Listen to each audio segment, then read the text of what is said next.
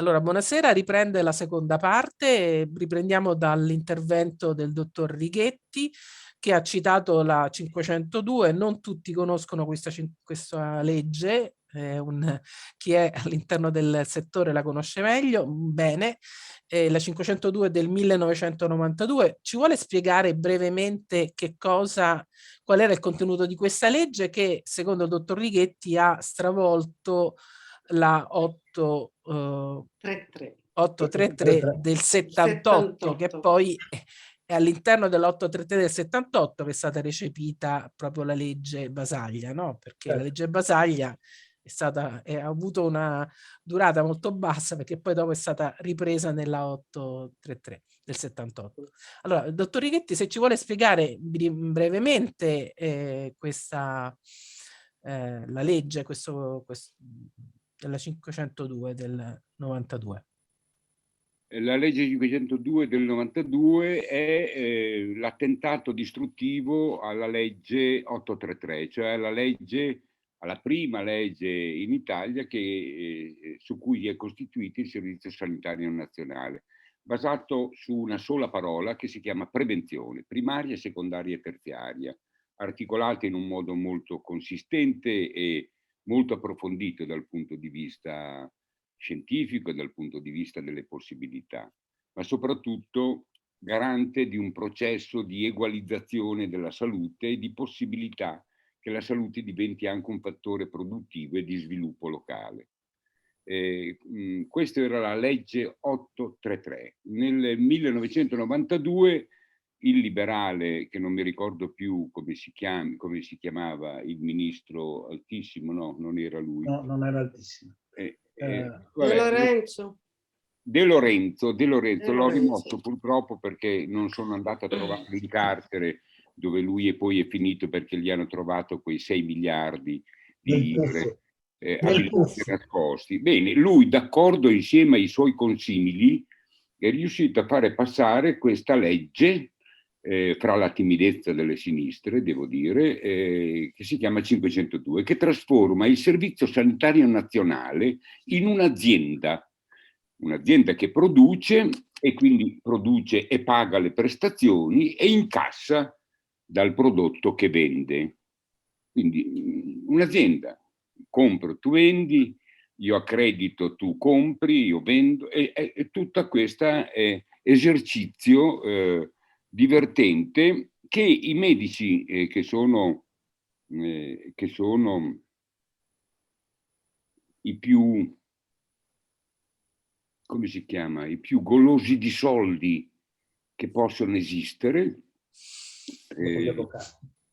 No, sono di più i medici perché si sentono in colpa per non avere sempre le risposte. Invece gli avvocati se le inventano le risposte, quindi in qualche modo pensano che gli sia dovuto il giusto. Beh, lasciamo perdere, insomma. A parte questo, che cosa è successo? È successo che questa legge ha cambiato completamente il destino dei pazienti con malattie croniche.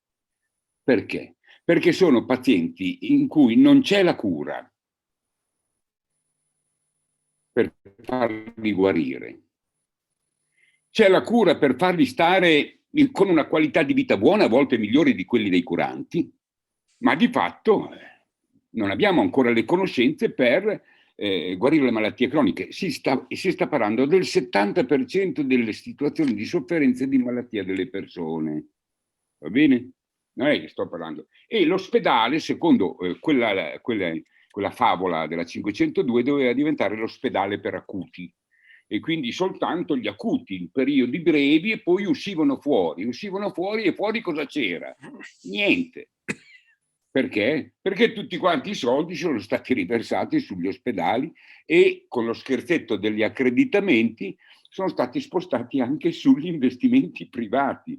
Gli investimenti privati, come ben sapete, nessuno investe se non c'è un guadagno netto piuttosto alto. È difficile, non si chiama investimento, si chiama, insomma, affare e speculazione, soprattutto perché quando ti scegli le lavorazioni, sceglierai quelle che costano poco e rendono molto, come è successo ad esempio con il Covid, che non sono andati nessuno a finire dentro le case di cura convenzionate, ancorché accreditate. Perché? Perché quelle erano lavorazioni pericolose, che costano molto e che rendono un cazzo di niente. Beh, voglio dire, questo è davanti agli occhi di tutti.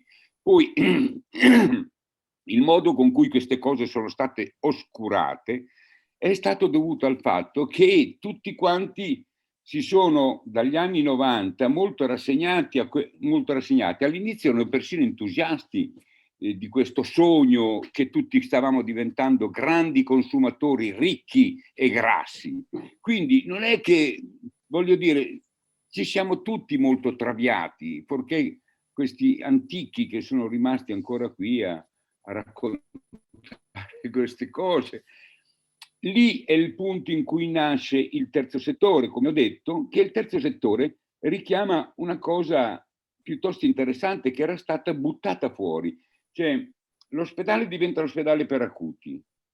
Fuori non c'è più niente perché pian piano viene estinto tutto, dalla medicina del lavoro alla medicina scolastica, alla medicina territoriale, all'igiene, sanità pubblica. Viene tutto estinto, tutto se ne va, tutto se ne va. Pensate che il medico del lavoro oggi, ancora adesso, e stanno discutendo amabilmente, veramente, che mentre tra l'altro la gente muore, ma il medico del lavoro non c'è più. Sapete perché? Perché il medico del lavoro viene ingaggiato dal datore di lavoro, comperato, e naturalmente potete ben immaginare quale soggettività operaia lui affronterà. Affronterà la soggettività imprenditoriale del padrone della fabbrica. Ma cioè, nessuno dice niente. La famosa soggettività operaia in cui si vedevano quali erano gli strumenti di prevenzione degli incidenti, delle malattie, di come si poteva far fronte al lavoro che può dare dei danni. Bene, insomma, questa soggettività non è neanche più citata. Un tempo era l'elemento centrale del lavoro del tecnico, del medico del lavoro, se no che lavoro era? Quello di fare l'appoggio al capitale finanziario, al paron delle belle braghe bianche, che è la stessa cosa. È la stessa cosa. Ebbene, questo è oggi. La medicina della scuola, la medicina scolastica, com'è finita? Se c'è un bambino che ha un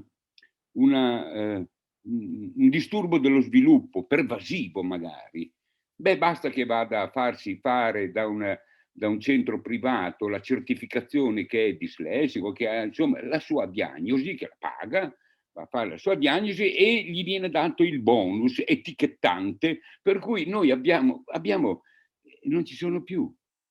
E i servizi pubblici non ci sono più. Che prevenzione. Parliamo della New Generation EU. New Generation EU. Ma noi nelle scuole non stiamo investendo niente. Sappiamo benissimo che le scuole sono bloccate nella distribuzione del sapere e sappiamo anche benissimo che quando non si investe sulla distribuzione e sulla diffusione del sapere, la scuola è segno che chi comanda ha tutto l'interesse a non investire. Questo è quello che penso, quello è quello che vedo e questa è la situazione per cui il terzo settore ha un'opera immane da quel momento in poi. Primo perché è traviato come idealità, come ideologia.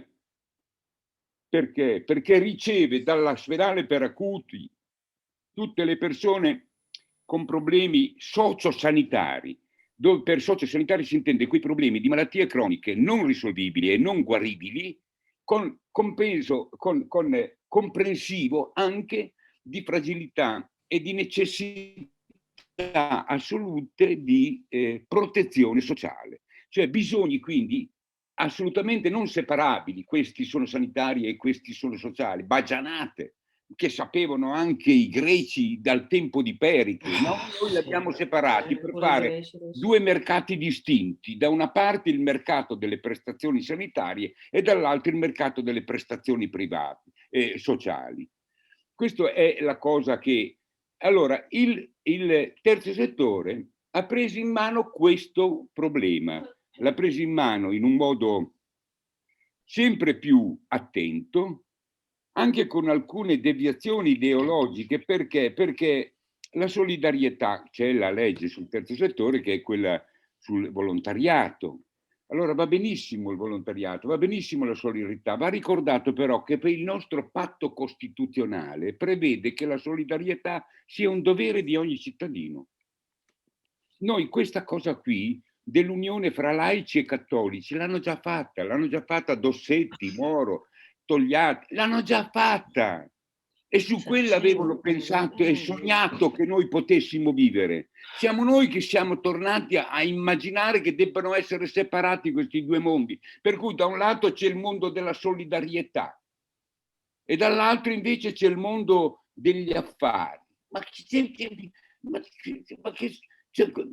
sono balle. Il terzo settore doveva in qualche modo garantire questa possibilità di spiegare di nuovo da capo che la solidarietà è un dovere ed è il dovere che rende possibile il patto costituzionale fra i cittadini italiani, uno stato d'avanzamento dal punto di vista ideale e anche pratico straordinario, meraviglioso, incredibile, che soltanto quegli uomini che ci hanno preceduto e quelle donne che ci hanno preceduto, soprattutto le donne devo dire, perché l'883 è firmata da una donna, la 180 è firmata da una donna.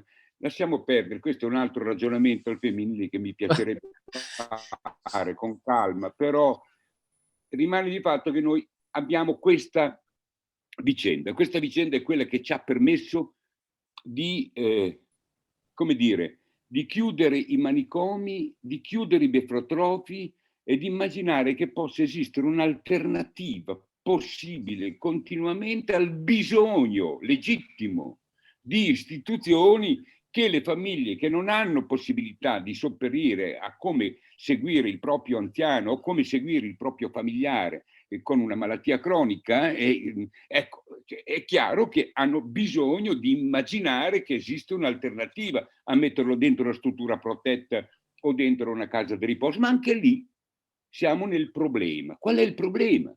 Il problema è che la 502 col sistemino dell'accreditamento, che è un gioco dei Lego, no? Dico, ti accredito solo se tu incarceri quella persona. Quindi l'accreditamento è strutturale, cioè non si accreditano i processi e gli esiti, si accreditano le strutture, cioè le prigioni, chiamate Villa Serena, Villa dell'Ulivo, Villa del Sorriso, Villa Meravigliosa, si accreditano e accreditando quelle come se io mettessi uno stampino sulle persone e dico vabbè o mangi quella minestra o salti da quella finestra, perché io i soldi li tiro fuori soltanto se li guadagna Caltagirone o se li guadagnano i privati speculativi. Quindi, caro, il tuo posto è quello.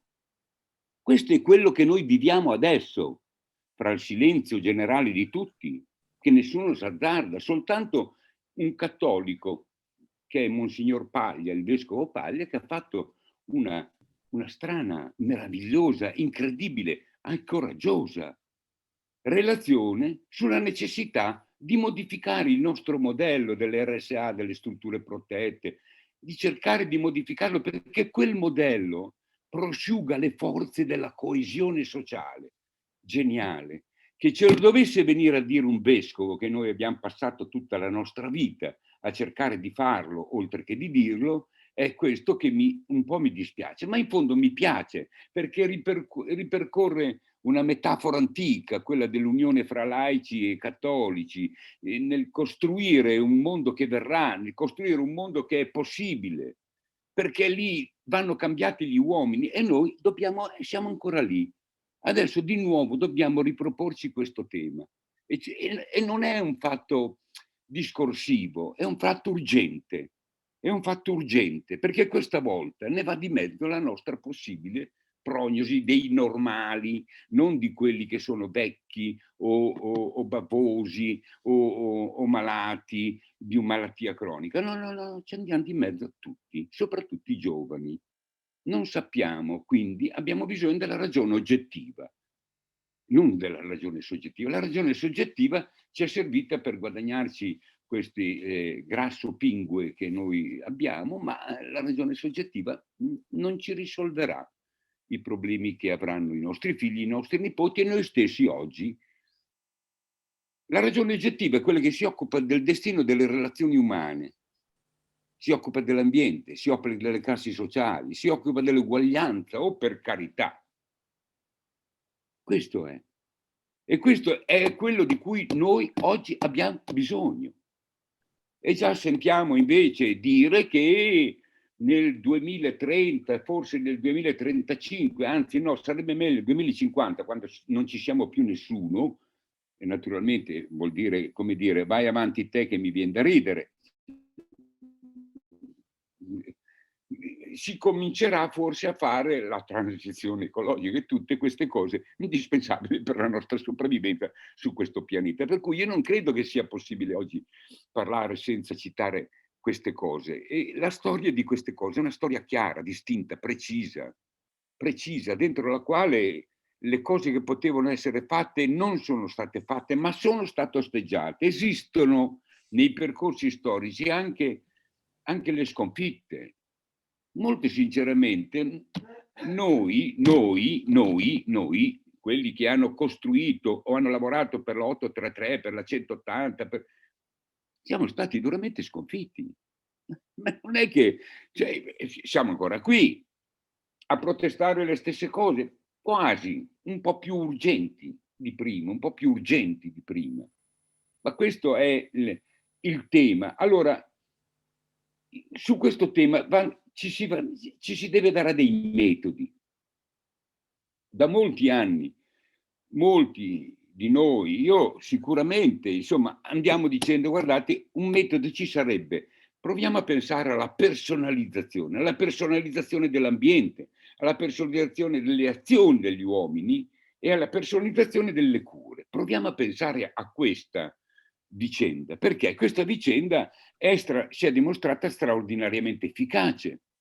È molto più efficace avere delle variabili esterne al disagio o alla difficoltà o alla malattia della persona, soprattutto se la malattia, il disagio e le necessità che sono croniche, saranno croniche, quindi dureranno nel tempo perché non guarirà.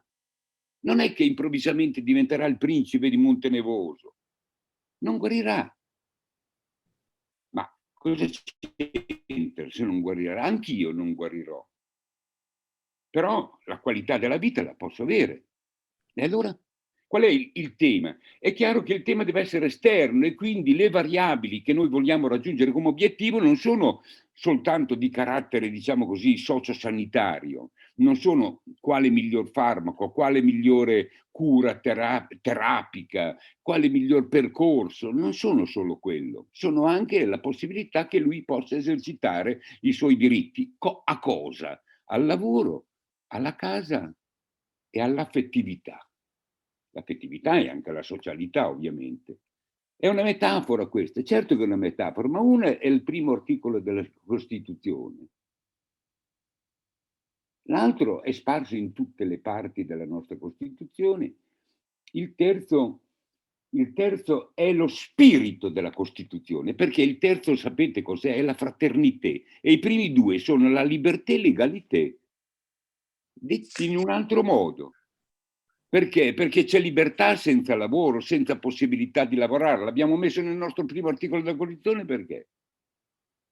Sì, io volevo un po' riportare, perché lei sta facendo un discorso che disegna una sua idea di salute mentale che veramente sembra quasi un motore di cambiamento della società. Insomma, Esatto. no? Mi sembra. È così, Mentre noi purtroppo, almeno gliene parlo come familiare, come persona che entra nei servizi perché accompagno le persone che mi sono vicine, viviamo una realtà completamente diversa. Viviamo una realtà in cui quel servizio, che pure è stato privatizzato, quell'azienda di cui lei ha un po' evidenziato i limiti, è un'azienda con pure pochi addetti, in cui non ci sono un sufficiente numero di psichiatri, in cui quelli che sono i percorsi di cura, che può darsi che non siano poi la cosa migliore che si possa fare, però non ci stanno manco quelli, non ci stanno gli assistenti sociali, non ci sono gli psicologi. Noi abbiamo anche fatto, io leggo, studio i percorsi di riabilitazione, no? Abbiamo fatto delle trasmissioni su questo e posso dire sinceramente che questi non ci sono. Ci sono nei libri che leggo, ci sono delle realtà che poi sono delle realtà in pochi territori. In Emilia-Romagna a me sembra che la vostra sia una regione particolarmente fortunata, perché vedo che ci sono tante esperienze che hanno funzionato, che hanno dato delle risposte alle famiglie. Ecco. Invece lei mi sta portando su una utopia ancora più sfidante, diciamo, mentre io mi accontenterei di avere il centro di salute mentale aperto per più tempo, eccetera, eccetera. Cioè, siamo su un altro... Sì, c'è un discorso di risorse. Ecco. Posso intervenire? Sì, sì, volevo far intervenire anche il dottor Monari. Se vuoi parlare, perché appunto come rappresentante della CGIL ci può dire qualcosa su queste risorse che non ci sono, che poi diciamo quello che il dottor Righetti ha disegnato adesso, mi sembra, è un'immagine di un tipo di società che si preoccupa della salute, che non solo si preoccupa della salute, si preoccupa dell'uomo, molto utopico, nel senso che noi in realtà noi abbiamo invece delle urgenze gravi. Io posso parlare della persona la cui figlia è stata per 45 giorni in SPDC prima che gli trovassero un posto in una comunità terapeutica, tanto per dare un esempio concreto. I discorsi sono tanti, cerco di sintetizzare un pochino. Come diceva anche Guido, il discorso della salute è un'esigenza di ogni cittadino, non è che sia un lusso, e anzi, diceva Rodotà, un vincolo alla distribuzione delle risorse. Nella Commissione parlamentare d'inchiesta del Senato della Repubblica sull'efficienza e l'efficacia del sistema sanitario nazionale si ribadisse un concetto, e cioè che il servizio sanitario deve partire dai bisogni dell'utenza e concentrarsi sui percorsi assistenziali appropriati. Ecco, allora se noi parliamo di percorsi assistenziali appropriati, si parla proprio di quelle che dovrebbero essere le strutture, i CSM aperti per molto periodo, le attività territoriali, le strutture riabilitative, i centri diurni, eccetera, eccetera. Però, voglio dire, vi deve essere un'adeguatezza di queste strutture. E per assistenza, siamo modesti, voglio dire, penso in Toscana dove addirittura vi sono 3 province, ma anche da noi vi sono, voglio dire, dei dipartimenti con quasi 1 milione di abitanti. E voglio dire, invece il discorso del territorio, per il discorso che faceva anche Guido di collegamento con i comuni, con le scuole, con le associazioni, eccetera, impongono dei modelli, voglio dire, e dei numeri molto diversi. La 1616, molto criticabile da tanti punti di vista, però parlava di un CSM ogni 100.000 abitanti. Parlava, senza fare differenza tra gli operatori, questo è un suo limite, però di un operatore a tempo pieno equivalente ogni 3.000 abitanti. E dove sono questi numeri? Cioè, se non ci sono i numeri, se non c'è il personale, non si riescono a fare attività adeguate. In un articolo che ti ho girato, Anna, che è fatto da Starace? Fabrizio Starace, esatto, riferendosi ai dati del 2016, quindi prima della pandemia, eccetera, evidenziava che i dipartimenti di salute mentale sono in grado, con le risorse che hanno, di dare una risposta al 55% dell'utenza, 1 su 2. Questo, voglio dire, è un dato sconvolgente. Voglio dire che per un cittadino su 2 non viene negata un'assistenza adeguata. E forse adesso la situazione è ancora peggiorata. E tenete presente che lui faceva un discorso sulla media italiana, ma vi sono regioni dove la media che siamo molto sotto la media italiana. Stiamo parlando di un 5% che dovrebbe essere il 5% del totale della spesa sanitaria, che dovrebbe andare alla spese per la salute mentale, mentre nel Veneto questa percentuale è del 2,25%, no? E questo è uno nel delle... 2016... Nel 2016, per darvi un'idea, la spesa del Veneto era al 2,9%, del Trentino circa al 5%. Nel 2018 la spesa del Veneto è calata al 2,5%, 2,5-2,6%, il Trentino è passato al 7,3%. La media italiana purtroppo è ancora bassa e i dati continuano, voglio dire, ad abbassare questa media, che è veramente molto preoccupante. Come un altro discorso sull'assoluta mancanza di prevenzione. Allora, come CGIL, noi in Regione Veneto, ero io delegato regionale all'epoca, ho chiesto che, ad esempio, in base alla legge Balduzzi, che stabilisse che il 5% della libera professione dei medici sia impiegato in riduzione delle liste d'attesa oppure in attività di prevenzione, noi abbiamo espressamente chiesto che per quanto riguarda la riduzione delle liste d'attesa si procedesse a assunzioni nei servizi carenti e che venissero investiti invece questo 5% della libera professione in attività di prevenzione. Ma vi do un dato, allora, che io ho trovato che è del 2013. Allora, nel 2013... Scusate, ecco, Allora, nel 2013 l'Italia investiva lo 0,5% in prevenzione contro una media europea del 2,9%. Si è calcolato, fonte Quotidiano Sanità, che se l'Italia investisse come la media europea, nel corso di 10 anni si potrebbe avere un risparmio di 8 miliardi di euro. Questi sono i calcoli, certo, molto importanti che riguardano ma investire la in possibilità prevenzione, di fare una efficace prevenzione. Guarda, io qui mi sono preparato tantissimo. Vi fermo un attimo perché semmai dopo riprendiamo un po' di questi numeri, anche diamo un po' un quadro di quella che è la situazione attuale, di quello che è l'organizzazione attuale e cerchiamo anche di capire quali sono le possibili vie di trasformazione, di modifica anche di quella che è la situazione attuale. Quindi facciamo un'altra interruzione e poi riprendiamo per la terza parte della trasmissione.